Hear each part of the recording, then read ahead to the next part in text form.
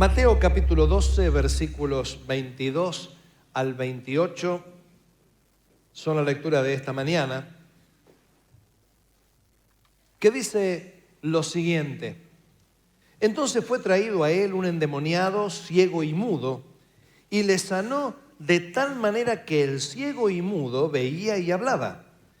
Y toda la gente estaba atónita y decía: ¿será este aquel hijo de David? Mas los fariseos al oírlo decían: este no echa fuera los demonios, sino por Beelzebú, príncipe de los demonios. Sabiendo Jesús los pensamientos de ellos, les dijo: todo reino dividido contra sí mismo es asolado, y toda ciudad o casa dividida contra sí misma no permanecerá.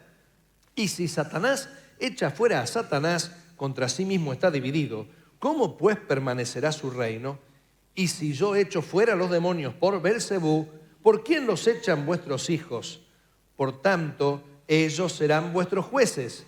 Pero si yo, por el Espíritu de Dios, echo fuera los demonios, ciertamente ha llegado a vosotros el reino de Dios. Amén. Jesús enseñaba y predicaba el evangelio del reino, pero al mismo tiempo que hacía estas cosas, nos dice cada uno de los evangelios una y otra vez que sanaba.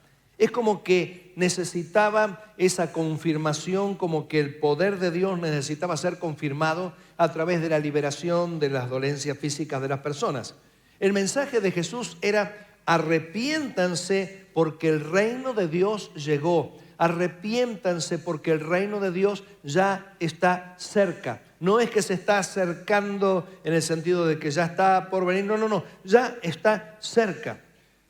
Para los judíos esto tenía un significado muy especial porque ellos estaban oprimidos por el yugo romano. Hacía más de 100 años que Israel había sido declarada provincia romana y tenían que pagar impuestos a un imperio que se había apoderado de ellos. Y ellos entonces, frente a estos impuestos extorsivos y esa vida casi sumida en la esclavitud, ellos estaban esperando que llegara el tiempo de las profecías en el que el Mesías llegaría. La palabra Mesías es una palabra hebrea que significa ungido, y esta misma palabra en griego es la palabra Cristo. Así que Cristo, ungido, y Mesías eran las mismas palabras, y ellos creían que iba a venir entonces el Cristo para librarlos. Pero Dios siempre tiene un plan mejor. ¿Sabías eso?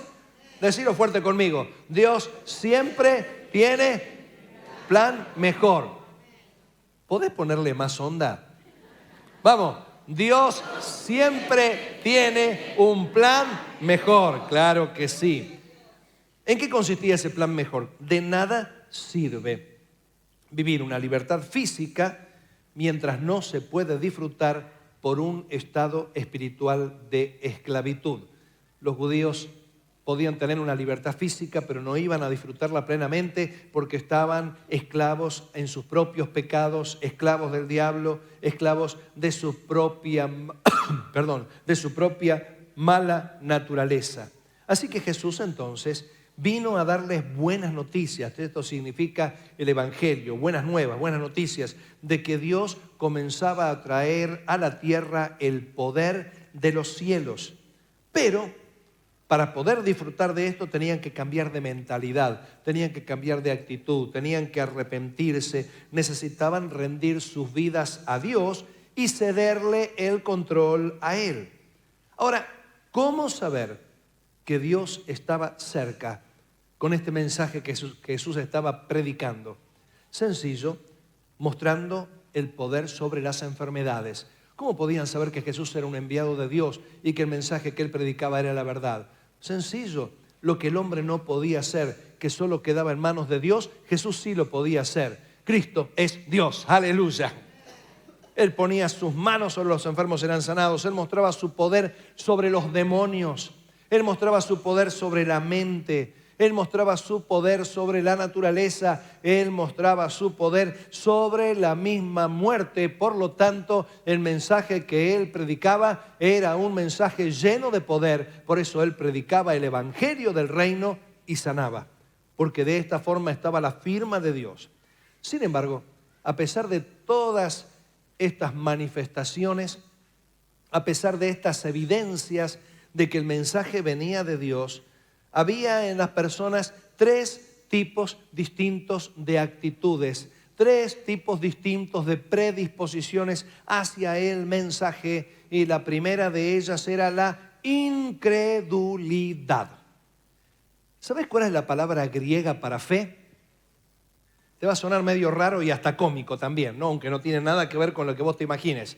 Pistis, pistis. ¿Sabes la palabra incredulidad cómo es en griego? Apistis.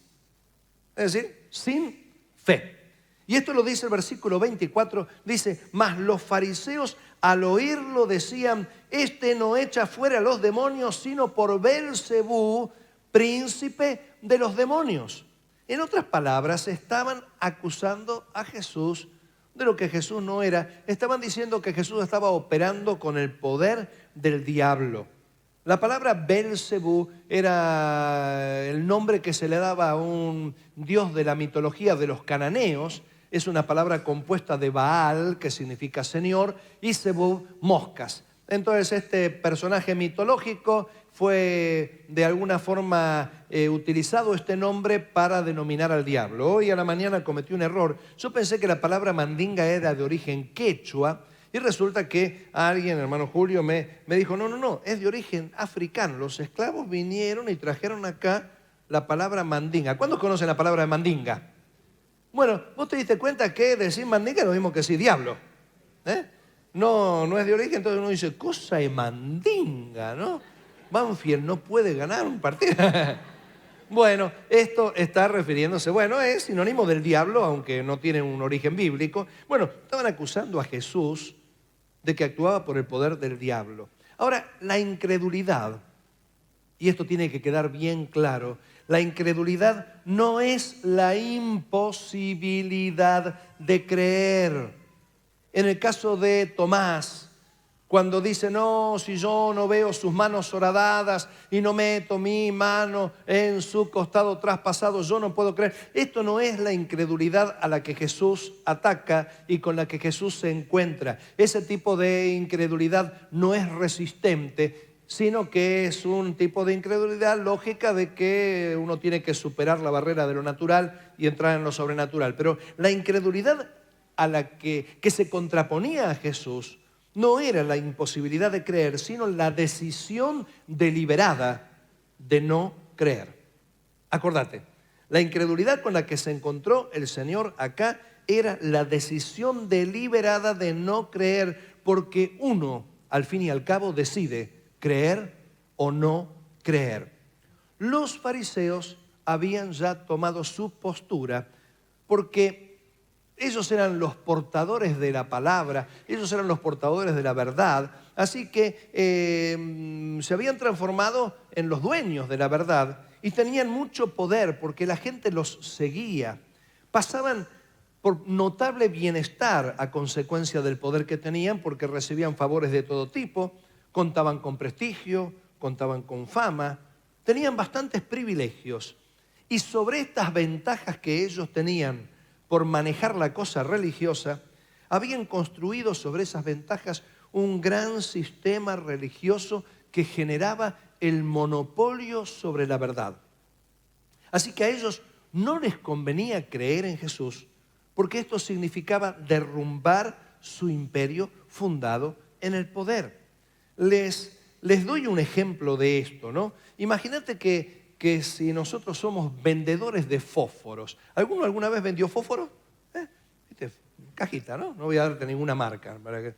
Y bueno, vender los fósforos porque vas a la fábrica, conseguís un buen precio. Entonces, como sos el único que vende fósforos, aprovechás y lo vendés como 5 veces más de lo que lo compras en la fábrica, ¿no? Los argentinos somos así, nos encanta laburar poco, ganar mucho, ¿no? Así estamos. Entonces, vendés los fósforos y como sos el único que los vende, entonces aprovechás y de cada cajita te sacás unos 10, 15 fósforos y vas armando una cajita nueva y vas dándole a la gente. Perdón, ¿de qué país estoy? Ponele que vos vas haciendo esas cositas, ¿no? Decís, no, 2 fósforos menos, que son como si la diferencia le hiciera la cantidad de fósforos y no la actitud, ¿no? Entonces te vas abusando de este privilegio que tenés y de pronto los de la fábrica de fósforos se enteran y ponen un vendedor exclusivo, un representante de ranchera. Entonces viene el representante y vende la cajita completa, fósforos de buena calidad y a menos de la mitad del precio de lo que vos lo vendés, porque eso es lo que tiene que venderse. Entonces, ¿qué efecto va a causarte a vos eso? Tenés dos opciones. O te arrepentís públicamente, decís, perdónenme, yo fui un estafador, mentiroso, etcétera, etcétera. Este hombre viene de la fábrica, pero cuando uno tiene el corazón endurecido y sus intereses son más fuertes que la honestidad, porque todo depende a qué consideramos tesoro. Algunos consideran tesoro a sus intereses, otros consideran tesoro a las virtudes. Los que consideran tesoro a sus intereses van a echar por tierra las virtudes. Entonces, ¿qué harías? Dirían, no, este es un chanta, este es trucho, este trae fósforos de quién sabe dónde, fósforos made in China, qué sé yo, cuántas cosas más. Bueno, yo no sé si ranchera trae de China, pero bueno, el asunto es que así eran los fariseos. No les convenía creer en Jesús, no les convenía aprobar a Jesús, porque Jesús estaba hablando de la verdad, de las buenas noticias de Dios. Así que cuando uno no quiere creer, se encuentra con las excusas más inverosímiles. ¿Qué hicieron? Bien. Dijeron que Jesús echaba al diablo con el poder del diablo. Interesante esto, ¿no? Echar al diablo con el poder del diablo. Es decir, no podían acusarlo a Jesús de mentiroso porque ningún mentiroso podía resucitar muertos, ningún mentiroso podía sanar enfermos, ningún mentiroso podía calmar la tempestad, ningún mentiroso podía hacer los milagros que Jesús hacía. Entonces buscaron algún otro tipo de excusa. ¿Y de qué lo acusaron? De brujo. Porque los brujos actúan con el poder del diablo. Entonces ellos lo acusaron de brujo, pero la teoría de ellos no resistió ni la primera frase de Jesús que les dice, muy bien, o sea que al diablo solamente se lo puede echar con el poder del diablo y yo hago eso. Entonces los discípulos de ustedes, los exorcistas que tienen ustedes, lo echan con el poder del diablo y son discípulos de ustedes, son alumnos de ustedes. Ellos mismos están condenando lo que ustedes dicen, pero además, si el diablo tuviese guerra contra el diablo, hace rato que el reino de las tinieblas se hubiera caído. Si un imperio tiene luchas internas, hace rato que ese imperio se habría derrumbado. Así que esto no tiene sentido. La persona que no quiere creer siempre va a tener una buena excusa para no creer, pero son excusas frágiles, débiles. ¿Alguna vez te pasó de invitar a alguien para la iglesia? Le decís, vení, Cristo va a hacer un milagro. Y por ahí esa persona por timidez, por educación, todo demás, no quiere contradecirte, no quiere mandarte a pasear. Entonces, vos decís, vení, sí, voy a ir. Y lo estás esperando el domingo. Lo ves el lunes. ¿Y qué te pasó que no viniste? No, resulta que perdí el colectivo. ¿Cada cuánto viene el colectivo? Cada 5 minutos. Y bueno, no, pero iba a llegar tarde, me perdí la reunión y todo. Y vos te das cuenta que ya no se la querés discutir más porque no tiene razón. No quiere. A veces las personas tienen este tipo de actitudes. Los otros días estaba hablando con alguien que decía, pero ¿por qué no venir los domingos? Porque yo quiero preservar mi familia. Y yo digo, ¿cómo?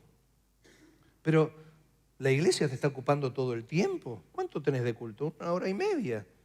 ¿Y 1 hora y media que le das al Señor significa que se destruya tu familia? No, quería venir los domingos. Y eso pasa con el que no quiere. El incrédulo decidió no creer. Y cuando Jesús estaba predicando el evangelio del reino y haciendo milagros que lo confirmaban, se encontró con el incrédulo. Pero también se encontró con los que dudaban. Dice el versículo 23, y toda la gente estaba atónita y decía, ¿será este aquel hijo de David? La duda no es mala, sino que muchas veces nos protege de equivocaciones. ¿Cuántos pasaron por momentos de duda, de lo que sea? A ver, levanten la mano. Algunos por las dudas no levantan la mano, ¿no? Claro, ¿por qué? Todos tenemos la capacidad de dudar, porque ante tantas falsas verdades y tantos engaños, tenemos que tomar tiempo para analizar y optar por lo que es la verdad verdadera, valga la redundancia. En la duda, solemos someter lo que nos dicen a muchas preguntas que nosotros formulamos y celebramos una especie de juicio interno en el que ponemos todas las cartas sobre la mesa y tomamos finalmente la decisión. ¿Qué nos dice el texto? Que la gente estaba atónita. Otro sinónimo de atónito es que la gente estaba confundida, que la gente estaba azorada, estaba asombrada. ¿Será este aquel hijo de David? ¿Será este el Mesías? Ahora, qué interesante que esto apenas comienza a ocurrir. Esto es una de las primeras cosas que el Señor hace. Y el Señor no revela su misión de Cristo, su misión mesiánica, hasta el final. Luego de la transfiguración es cuando Jesús les pregunta a los discípulos: ¿quién dice la gente que soy yo? Y ninguno decía que era el Cristo, sino decían: no, que eres Elías, que eres Juan el Bautista, resucitado, esto, otro. ¿Y vosotros quién decís que soy yo? Y ahí sale Pedro. Los demás estaban callados porque todavía no terminaban de saber quién era Jesús. Y Pedro salta diciendo: tú eres el Cristo, el Hijo del Dios viviente. Y Jesús tuvo que decirle a Pedro: bienaventurado, porque no te lo reveló carne ni sangre, no te lo reveló ningún ser humano, sino mi Padre que está en los cielos. Así que pasó mucho tiempo hasta que Jesús revelase que era el Cristo, el Mesías, el ungido, el señalado por Dios para traer libertad a los corazones. Pero mientras tanto, la gente en su duda se estaba preguntando: ¿acaso no será este el Mesías que Dios prometió? Esto significa que en la duda la gente estaba considerando el comenzar a creer. Nadie permanece mucho tiempo en la duda, porque la duda nos mantiene paralizados haciendo los cálculos necesarios. Mientras estamos en momentos de duda, estamos ensayando diferentes soluciones, diferentes verdades y estamos haciendo nuestros cálculos para ver qué es, hasta que uno toma la decisión. Los otros días estaba comprándome en un centro comercial un taladro eléctrico, porque yo tenía taladro eléctrico, pero yo no sé por qué razón me desaparece de casa. Creo que ya detecté 2 ladrones, Fernando y Leandro. Justo ahí apareció. Oiga, en el primer culto hablé con tanta libertad y ahora me inhibe el hombre. Y es interesante, ¿no? Que yo ya me resigné. Papi, ¿me prestás? Sí, yo ya sé que. Y algunas veces: papi, tomé el taladro, bueno, fenómeno. Y justo se meten con el taladro, ¿no? Taladro, Banfield, no. Es como que a propósito me lo hacen. Y algunas veces que tengo que hacer algún arreglo, le digo a alguno de ellos: Leo, Fer, ¿me prestás el taladro? Sí, cómo no. Y yo digo: yo conozco este taladro. Este era el mío. Así que el otro día, Fer creo que estaba de viaje, Leo no sé por dónde andaba, así que dije: me voy a comprar un taladro, y este va a ser todo para mí. Porque ellos ya tienen cada uno el suyo. Bueno, tiene cada uno mío. Así que voy y veo uno muy bueno. Mi nieto es ese. Él quiere ser predicador como el abuelo. Un taladro muy bueno, buena marca, tenía todo. Y al lado otro taladro muy bueno y más barato. Así que yo estaba ahí decidiendo, pero no estuve 5 horas decidiendo. ¿Vos te imaginás un tipo en una tienda 5 horas? Va a llegar un momento que van a decir: este está haciendo inteligencia para robar, ¿no? O tiene algún problema, hombre mirando al sudeste, qué sé yo, está ahí medio perdido. Así que tomé la decisión porque yo no quería quedarme en la duda. Así que pegué el salto de fe. Decidí cuál iba a comprar y me compré el más barato. Y sí, ¿para qué? ¿Para que me lo choreen otra vez? No. No sé si captás la indirecta, Leo. No, no hay problema, no hay problema. Quería tener uno, yo todo para mí. Es decir, uno no puede quedar en la duda, uno pega el salto. Ahora, hay algo interesante con estas personas que dudaban en el ministerio de Jesús. Estaban caminando hacia la luz, solo que necesitaban un poco más de tiempo para tomar la decisión.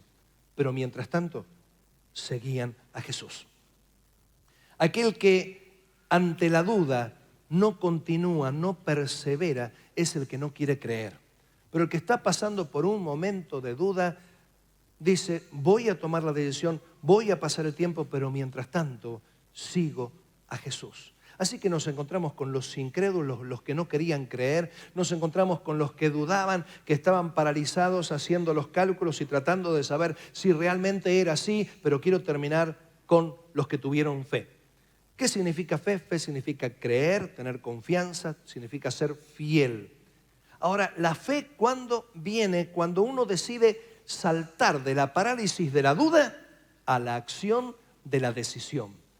Es un momento en el que uno toma la decisión. ¿Y cuándo fue la decisión que tomaron? Cuando le trajeron a Jesús un endemoniado, alguien que por efectos del engaño del diablo, que controlaba su mente y controlaba su cuerpo, se hallaba catatónico. La catatonia es justamente cuando la persona no responde al estímulo visual ni auditivo, sin estar en coma. Estaba el hombre tieso, duro, el diablo lo tenía totalmente controlado y de pronto ese hombre no respondía a ningún estímulo, y si hubieran sido incrédulos hubieran dicho, bueno, no hay nada por hacer, desahuciamos al hombre, pero no queremos recurrir a Jesús. Si hubieran permanecido en la duda, hubieran dicho, por las dudas mejor no lo llevamos, no hacemos el esfuerzo. Pero llegó el momento en que ellos decidieron tener fe, decidieron poner en práctica la acción, pegaron el salto, lo llevaron a Jesús y Jesús sanó a este hombre. Era una cuestión de decisión. En medio de los que estudiaban a Jesús y los que se resistían, estos estuvieron dispuestos a jugarse y eligieron definirse y creer. ¿Cuál es el resultado de jugarse en la fe? El resultado de jugarse en la fe es el milagro. Dice el versículo 22, y le sanó de tal manera que el ciego y mudo veía y hablaba. Me gusta lo que dice Hebreos 11:6. Dice, pero sin fe es imposible agradar a Dios, porque es necesario que el que se acerca a Dios crea que le hay y que es galardonador de los que le buscan. Pero en Hebreos 11:6 lo dice de una forma un poco más accesible a nuestro lenguaje actual. Dice, en realidad sin fe es imposible agradar a Dios, ya que cualquiera que se acerca a Dios tiene que creer que Él existe y que recompensa a quienes lo buscan. Esta gente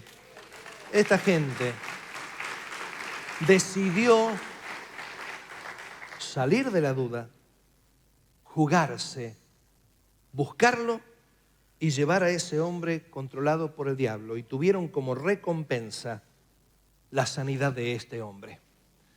La pregunta que te quiero hacer en esta mañana es la siguiente. El evangelio del reino está siendo predicado. Vos lo predicás o tal vez vos lo escuchás.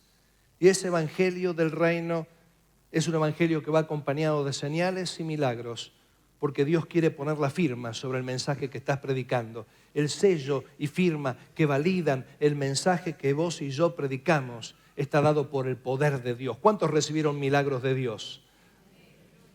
Es indudable esto, pero tenemos que decidir a qué posición queremos llegar. Incrédulo, el que no quiere creer, no creo que estés acá. Están afuera y no van a querer entrar por más que les insistas. Como no sabes cuándo llega el momento, porque el incrédulo puede llegar a ser quebrantado y puede derrumbarse el castillo que ha armado sobre sus propias convicciones e intereses. Por ahí termina en la última de las miserias y decide empezar a creer. Pero por ahora el incrédulo no está acá adentro. Pero tal vez vos estás en medio de la duda. ¿Será que Dios quiere esto? ¿Será que Dios va a hacer esto otro? ¿Será que Dios va a mover las montañas otra vez? ¿Será que Dios va a abrir el mar otra vez? ¿Será que Dios quiere que yo le siga de esta forma? ¿Será que Dios quiere que yo le sirva? ¿Será que Dios me habrá llamado? Y hay un montón de será que forman parte de las dudas con las que todos los días nos encontramos. Pero hay una bendición. Dios no se enoja con tus dudas porque vos estás esperando un poco más de tiempo para decidir, pero mientras tanto seguís a Jesús. Pero el día que quieras recibir una recompensa, tenés que tomar la decisión, pegar el salto de fe, jugarte, decidir creer y decir, yo sé que Dios va a hacer el milagro, yo sé que Dios me va a dar esta respuesta, yo sé que Dios me va a conceder lo que le pido, yo sé que Dios va a hacer esto o aquello porque tomé tiempo con Dios, Dios me habló y yo decidí creerle. Cerrá tus ojos por un momento.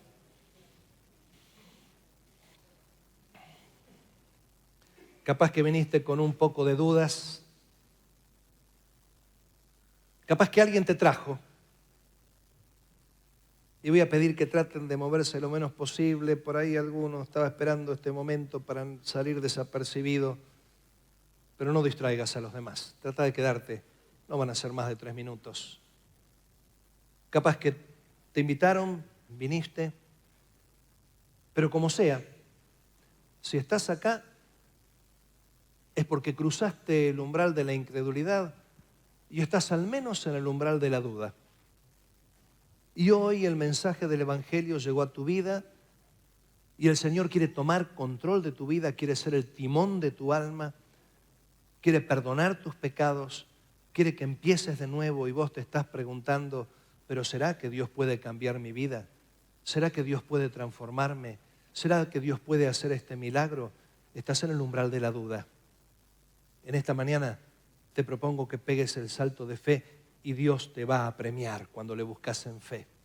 Si alguien hoy quiere rendir su vida a Cristo, quiere que Cristo sea su Señor, su dueño, tome el control de su vida y quiere experimentar el perdón de los pecados de una vez y para siempre, yo le invito a que esta mañana pegue el salto de fe, se juegue en fe y levante su mano en señal de que está diciendo, yo recibo a Cristo en mi corazón. ¿Habrá alguien que quiere recibir a Cristo en su corazón? Veo una mano que se ha levantado ahí, veo otra mano por acá, veo unas 3 manos ahí, otro más.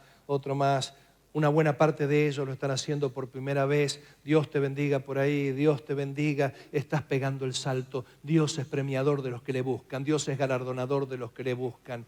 Así que vamos a ponernos en pie y vamos a decirle al Señor, Señor, yo me juego en fe. Señor, yo me juego en confianza. Señor, yo pego el salto. Te estuve siguiendo con dudas, pero quiero salir de mi parálisis y quiero empezar a moverme en poder y en gracia. Quiero empezar a moverme en fe, porque por fe andamos, no por vista. Digámosle esto al Señor. Padre querido, muchísimas gracias por tu bondad.